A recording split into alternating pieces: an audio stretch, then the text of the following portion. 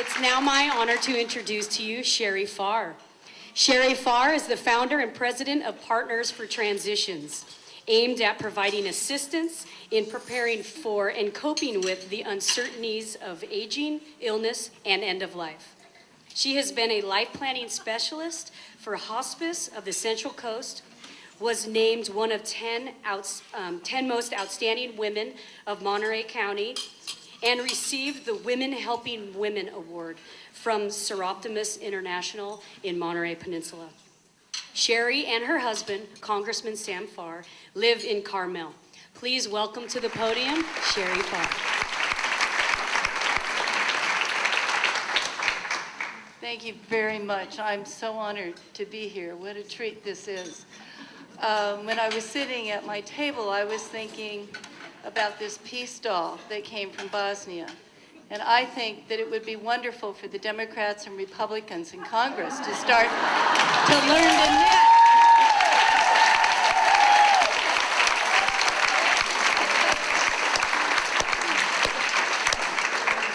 knit. Knit one, pearl two. Come on, Sam, you can do this. As I said, it is such an honor to be here today and to be asked by Carmel to speak to you about a couple of things that might be helpful in stopping the sex trafficking that is in India and in Nepal. I love coming to Santa Cruz. It is always such a treat for me. And when Carmel asked me to speak today, I have been just saddened, awestruck by what I have read, mostly from Nicholas Kristof from the New York Times, Half the Sky, which is a Chinese proverb that says that women will hold up half the sky.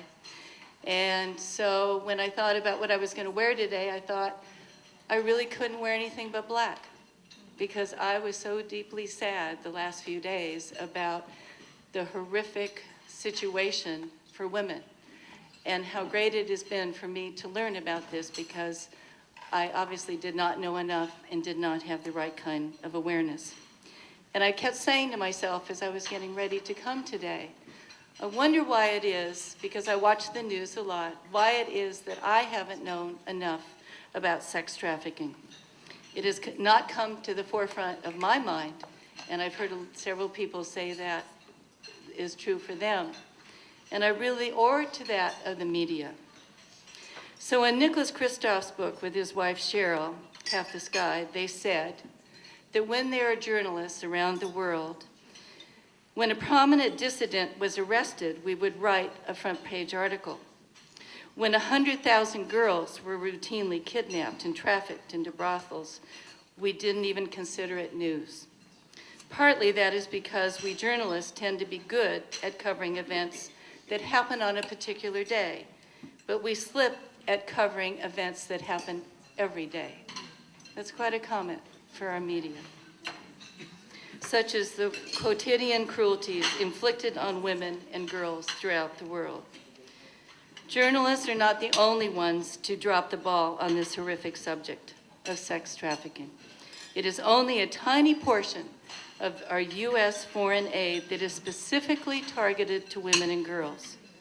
Today, it is estimated that there are 3 million women and girls and a very small number of boys and men enslaved in sex trade. It is also very important to note 2 million girls worldwide disappear every year because of gender discrimination, and that is not okay. Let me read to you what it's like to be in a brothel for just a minute. You have to serve the customers, the boss told her as he punched her. If not, we will beat you to death. Do you want that? Rath stopped protesting, but she sobbed and refused to cooperate actively. The boss forced her to take a pill. The gangsters called it the happy drug or the shake drug. She doesn't know exactly what it was, but it made her head shake and induced lethargy, happiness, and compliance for about an hour. When she wasn't drugged, Rath was teary and insufficiently compliant. She was required to beam happily at all of the customers. So the boss said he would waste no more time on her. She would agree to do as he ordered, or he would kill her. Rath then gave in. The girls were forced to work in the brothels 7 days a week, 15 hours a day. They were kept naked to make it more difficult for them to run away or to keep tips or other money, and they were forbidden to ask customers to use condoms. They were battered until they smiled constantly and simulated joy at the sight of customers, because men would not pay as much for sex with girls with reddened eyes and haggard faces. The girls were never allowed to keep their money for their work. And that is why I'm wearing black today. So what do we do about this? Well, while there has been progress in addressing humanitarian issues in the past decades, sex slavery and trafficking has actually worsened, and here is why. Number one, apparently, the collapse of communism. Capitalism created new markets for rice and potatoes, and it also created new markets for female flesh. Number two, another reason is globalization. A generation ago, people stayed at home. Now they set out for the city or distant country. Third reason is AIDS. Because of the fear of AIDS, customers prefer younger girls whom they believe are less likely to be infected. It is the countries with the most straight-laced and sexually conservative societies, such as India, Pakistan, and Iran, that have disproportionately large numbers of forced prostitutes. Young men in these societies rarely sleep with their girlfriends, so it has become acceptable for them to relieve their sexual frustrations with prostitutes. The implicit social contract is that upper-class girls will keep their virtue, while young men will find satisfaction in the brothels. And the brothels will be staffed with slave girls, trafficked from Nepal or Bangladesh, and some of them may be as young as 8 years old. That too breaks my heart. That is why I'm dressed in black. It should be noted that the countries that nurture terrorists are disproportionately those where women are marginalized. The reason there are so many terrorists in these countries has a great deal to do with the lack of robust, healthy, whole female participation in the economy and society of many Islamic and Eastern countries. Even the Pentagon, in gaining a deeper understanding of counterterrorism, has become increasingly interested in grassroots projects such as girls' education. Empowering girls would disempower terrorists. Well, that's one thing I just happen to think, as many of you do, that it's just simply the right thing to do, to empower women today and every day. And so if India and Nepal and all these other countries think it's all right to have young girls sexually trafficked and working in brothels, I think that Abraham Lincoln spoke to this so eloquently. Although volume upon volume is written to prove slavery a very good thing, we never hear of the man who wishes to take the good of it by being a slave himself. So what do we do about sex trafficking? First of all, in our own lives and in our own hearts and our own minds, we have to wake up. We must pay attention. We must support and honor what it is that we see to be true, that which touches us. We must write letters to the editor all the time, every newspaper you can think of. We must also, and I never thought I would say this, support legislators who are strong on the cause of women's rights. But that is where the effectiveness lies. And I see how Sam and his friends respond when they get a phone call, when they get emails, and when somebody really reaches out to them in a cohesive way to make a statement about something, especially that has to do with human rights abuses. Please be aware that there are people on both sides of the aisle that we can all support. Senator Sam Brownback, Congressman Carolyn Maloney from New York, Vice President Joe Biden, Senator Lugar. And one of the things that George Bush did that was very strong and very wonderful is he had some great efforts to do away with sex trafficking.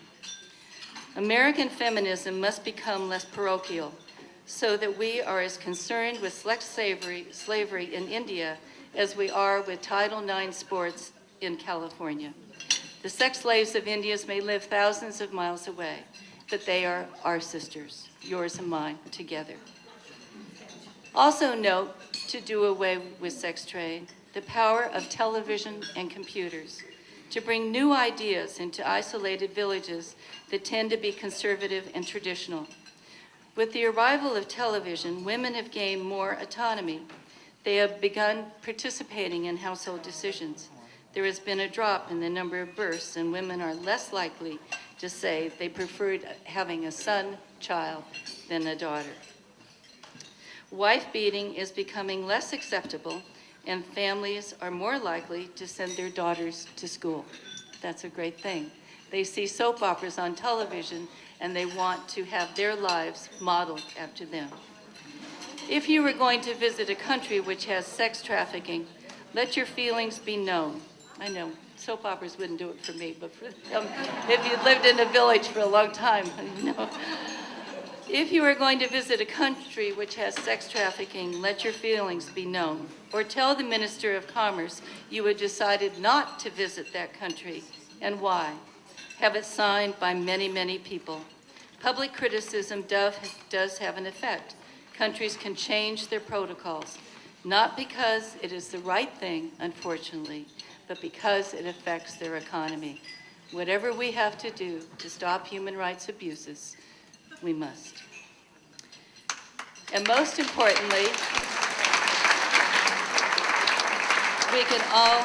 we can all support Rising International, which partners with Made by Survivors and many other groups to bring women safely and strongly into their rightful existence. More than rescuing, and many of the young girls that were in brothels wanted to go back to them because they didn't know what to do once they were rescued. It has to be more than that. It has to be a rescue, it has to be a shelter, it has to be education, and then empowerment. And most importantly, support education every day and for everyone. Finally, and most importantly, learn to speak up in your own life and support others who cannot do the same. For myself, I didn't learn to be truly comfortable in my skin. I didn't learn to say no to others because my own need for approval was so great. And I didn't know how to give a deep yes to myself until I owned my own business. And I'm honored to say that two of the people that work with me are here today, Sandy and Jill. And one of the survivor stories, one of the women, whose name is Taz, said this: "This is how she feels we can stop sex trafficking. We cannot look just at women's rights in isolation. We need to always look at human rights and accord them equally to men and to women. Programs addressing abuse, trafficking, or domestic violence have to consider the boys.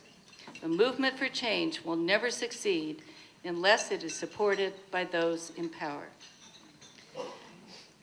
And so I believe today, in seeing all this hope and all these beautiful faces working towards the abolition of sex trafficking, that the plight of girls is no more a tragedy than an opportunity for all of us.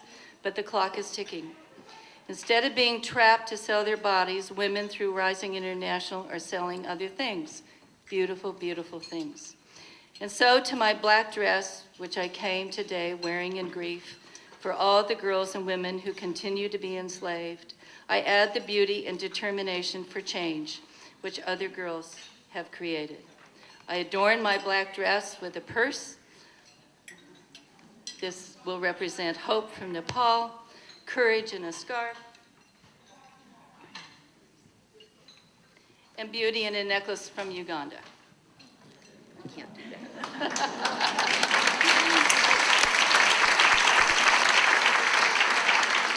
So finally, I would like to say, let's all join today to guarantee safety, shelter, education, empowerment, and a voice for women everywhere.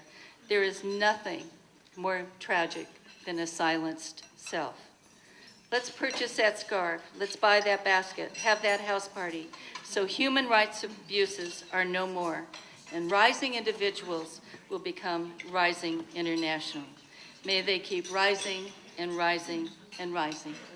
Thank you very much.